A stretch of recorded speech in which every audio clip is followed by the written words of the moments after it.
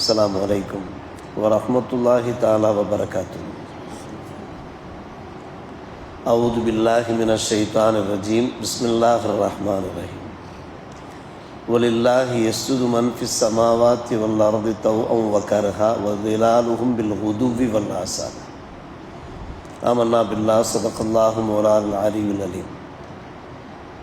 விண்ணிலே உள்ளவையும் மண்ணிலே உள்ளவையும் எல்லாமே அல்லாஹுக்கே சஜ்தா செய்கின்றன, ஒன்று விரும்பி அல்லது விரும்பாமல். இந்த படைப்புகள் மூலமாக வெளிப்படுகின்ற அந்த நிழல்களும் கூட காலையிலையும் மாலையிலையும் சஜ்தா செய்தவாறு இருக்கின்றன என்று வல்ல அல்லாஹ் இந்த வசனத்தின் வாயிலாக எடுத்துரைக்கிறான்.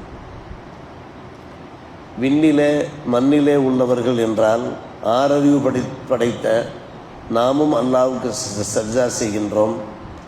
அதே போன்று வானவர்கள் அல்லாத மற்ற அத்தனை படைப்புகளும் அல்லாஹுக்கு அடிபணிகின்றன. அப்படியானால் என்ன அர்த்தம்? என்றைக்கும் நாம் அல்லாஹுக்கு அடிபணிவதை குறிக்கோளாக லட்சியமாக கொண்டு வாழ வேண்டும். ஒன்று தௌஅன் விரும்பி செய்கின்றன அல்லது நிர்பந்தமாக செய்கின்றன. விரும்பி செய்வது என்றால் என்ன பொருள்? ஆறறிவு படைத்த நாம் நன்கு விளங்கி சஜ்தா செய்கின்றோம். அல்லாஹ் தான் நம்மை படைத்தான், அவனுக்குத்தான் நாம் சிரம் தாழ்த்த வேண்டும் என்கின்ற அடிப்படையில். கருகம் என்றால் நிர்பந்தமாக என்றால் என்ன அர்த்தம்? மனிதர்கள் அல்லாத படைப்புகள் ஆட்டோமேட்டிக் இயற்கையாகவே அவை அல்லாஹுக்கு சஜ்தா செய்தவாறு இருக்கின்றன என்பது அந்த கருகனுடைய ஒரு பொருளாக இருக்கிறது. அல்லாஹுடைய படைப்புகள் என்று சொல்லும்போது அல்லாஹ் ஒரு அதிசயமான கருத்தை இங்கே நமக்கு விளங்க வைக்கின்றான். நிழல்கள் கூட அல்லாஹுக்கு சஜ்தா செய்தவாறு இருக்கின்றன. லிலால் என்றால் நிழல்கள், உதுவி வல் ஆசால் என்றால் காலை மாலை. காலை மாலை என்பதனுடைய பொருள் என்ன? காலை மாலை என்பது மட்டுமல்ல, முழு நேரமும் என்பது பொருளாகும், எந்நேரம் என்பது பொருளாகும். விரிவுரையாளர்கள் அப்படித்தான் விளக்கம் தருகிறார்கள். அதாவது சூரியன் உதிக்கின்ற சந்தர்ப்பத்தில் நிழல் நீண்டவாறு இருக்கும், அப்போது நிழல் முழுமையாக இருக்கும். பின்பு சூரியன் அப்படியே உயர்ந்து உச்சத்துக்கு வருகிறது, நிழல் சுருங்கி விடுகிறது. நிழல் வலப்பக்கம் இடப்பக்கமாக சென்று சுருங்கி விடுகிறது. பின்பு சூரியன் மறைய தொடங்குகிறது. மறைய நிழல் அதிகரிக்க ஆரம்பித்துவிடும், நிழல் நீள ஆரம்பித்துவிடும். ஆக நிழல்கள் சுருங்கும் போதும் சரி, அது விரிவடையும் போதும் சரி, இது எல்லாம் அல்லாஹுடைய கட்டுப்பாட்டு கீழே இருக்கின்றன. எப்படி விரிவடைகின்றது, எப்படி நீளுகிறது, எப்படி அது சுருங்குகிறது யோசித்து பார்த்தோமா? அருமை சகோதரர்களே, பெரியவர்களே, எல்லாம் அல்லாஹ்வுடைய கட்டுப்பாட்டு கீழே இருக்கிறது. உதிக்கிற போது அது நீள்கிறது என்றால், அதிகமாக இருக்கிறது என்றால், உச்சத்திற்கு வந்த பின்னாடி அது சுருங்குகிறது என்றால், மறுபடியும் அது அதிகரிக்கிறது என்றால், எல்லாமே அல்லாஹ்வுடைய கட்டுப்பாட்டு கீழே இருக்கின்றன என்பதான அதனுடைய பொருள். அல்லாஹ் சொல்லுகிறான், நிழல்கள் உட்பட உலகிலே உள்ள அத்தனை படைப்புகளும் எனக்குத்தான் சஜ்தா செய்கின்றன என்று அல்லாஹ் சொல்லுகிறான். ஆனால் ஆறறிவு படைத்த நாம் சஜ்தா செய்வதற்கும் மற்ற படைப்புகள் சஜ்தா செய்வதற்கும் இடையிலே வித்தியாசம் இருக்கிறது. மற்ற படைப்புகள் என்று நாம் பார்க்கிற போது அது உயிரினங்களாக இருக்கலாம், அல்லது பரப்பனவாக இருக்கலாம், நீந்துவனவாக இருக்கலாம், எதுவானாலும் சரி. அதனுடைய விளக்கம் என்ன? குர்ஆன் விரிவுரையாளர்கள் சொல்லுகிறார்கள், அது கட்டுக்குள் அடங்குகிறது. அந்த சஜ்தாவுடைய பொருள் கட்டுக்குள் அடங்குகிறது, தாழ்ந்து பணிகிறது.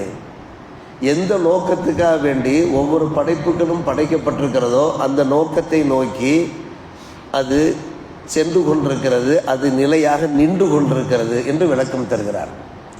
அல்லாஹ் ஒவ்வொரு படைப்பையும் ஒவ்வொரு நோக்கத்துக்காக படைத்திருக்கிறான். அது மரமாக இருக்கலாம், அல்லது பட்சினங்களாக இருக்கலாம், அல்லது தண்ணீரில் நீந்து கொண்ட மீன் குஞ்சுகளாக இருக்கலாம், எதுவானாலும் சரி, ஒவ்வொன்றும் ஒவ்வொரு நோக்கத்துக்காக படைக்கப்பட்டிருக்கின்றனவே. அவை யாவும் நாம் விளங்குகிறோமோ விளங்கவில்லையோ அல்லாஹுக்கு அடிபணிந்தவாறு இருக்கிறது என்று சொல்லுவது நாம் அல்ல, அல்லாஹ் சொல்லுகிறான். அல்லாஹ் சொல்லுகிறான், வதிலாலுகும் பில் உதுவி வல்ல ஆசால். நாம் புரிந்தோ புரியாமலோ எல்லாமே அல்லாஹ்வுக்கு சஜ்தா செய்தவாறு இருக்கிறது, அல்லாஹ்வுக்கு தாழ்ந்து பணிந்தவாறு இருக்கிறது என்று அல்லாஹ் ரப்புல் ஆலமீன் இந்த அருமையான ஆயத்திலே நமக்கு எடுத்துரைத்துக் கொண்டிருக்கிறார். இதனுடைய நோக்கம் என்ன? அத்தனை படைப்புகளும் அல்லாஹ்வுக்கு சஜ்தா செய்கிற போது, மனிதர்களே நீங்கள் எனக்கு சஜ்தா செய்யாவிட்டால் அதனுடைய இழப்புகள் உங்களுக்குத்தான் என்று அல்லாஹ் நமக்கு உணர்த்தி காண்பிக்கிறான். நிறைய மக்கள் என்ன செய்வதில்லை? அல்லாஹ்வை தொழுவதில்லை, சஜ்தா செய்வதில்லை. அந்த சஜ்தாவுடைய பலனை அவர்கள் விளங்காமல் இருக்கிறார்கள். அல்லாஹ்வுடைய சமூகத்தில் நாம் சஜ்தா செய்து விட்டோம் என்றாலே அந்த அல்லாஹ் நம்மை பார்த்து கொள்வான், பாதுகாத்து கொள்வான். சஜ்தாவுடைய மதிப்பு மரியாதை அது ஒரு தனி மதிப்பு மரியாதையாக இருக்கிறது. நாம் பார்க்கின்றோமே, கவனிக்கின்றோமே, சஜ்தா செய்கின்ற போது ஆத்மார்த்தமான முறையில் நம்முடைய ஆத்ம பலம் அதிகரிக்கிறது மட்டுமல்ல, நம்முடைய உடல் பலமும் அதிகரிக்கிறது. அருமை சகோதரர்களே, 7 உறுப்புகள் சஜ்தா செய்கின்றன. சஜ்தாவில் 7 உறுப்புகள் சஜ்தா செய்கின்றன. அந்த 7 உறுப்புகளும் தரையை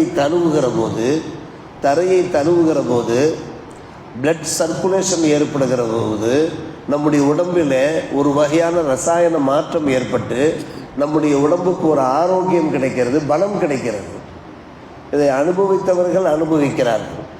80-90 வயசில் உள்ளவர்களும் கூட இன்றைக்கு நின்று குனிந்து சஜ்தா செய்து கொள்வதை நாம் பார்க்கிறோமா இல்லையா?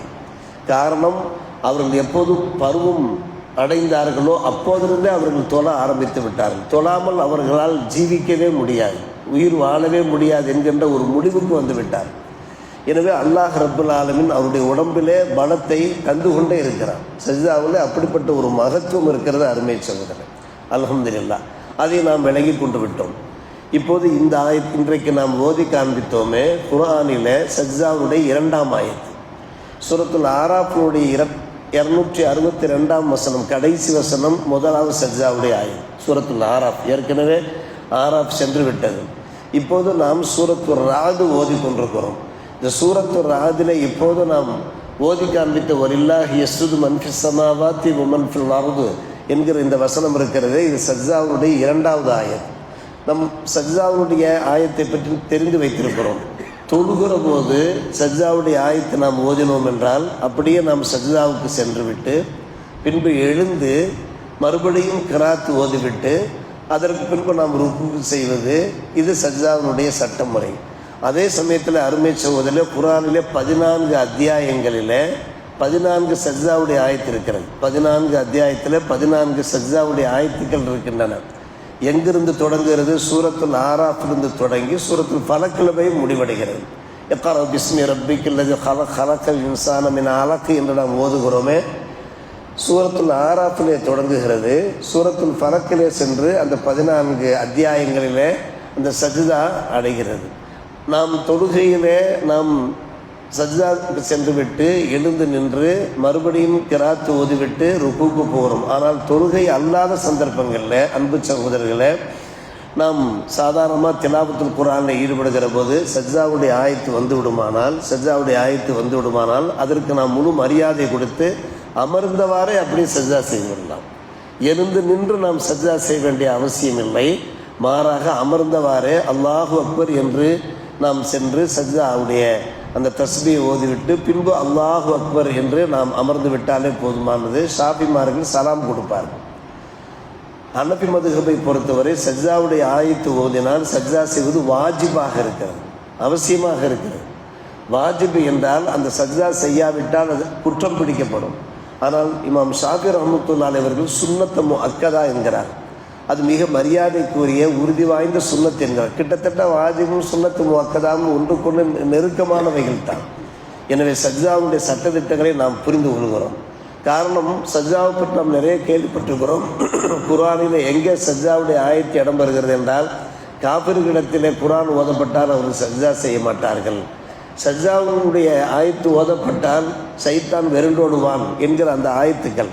நல்லவர்கள் அவர்களிடத்தில் குர்ஆன் ஓதி காண்பிக்கப்பட்டால் அவர்கள் சஜ்தா செய்வார்கள். ஒவ்வொரு சஜ்தாவினுடைய ஆயத்தினுடைய பொருளாக்கத்தை தர்ஜுமாவில் நாம் எடுத்து பார்த்தோம் என்றால், யார் முரண்பட்டவர்களாக இருக்கிறார்களோ அவர்கள் சஜ்தா செய்ய மாட்டார்கள். யார் உடன்பட்டவர்களாக இருக்கிறார்களோ, உண்மையான விசுவாசிகளாக ஈமான்தாரிகளாக இருக்கிறார்களோ அவர்கள் சஜ்தா செய்வார்கள் என்கிற அந்த பொருள் வருகிறது.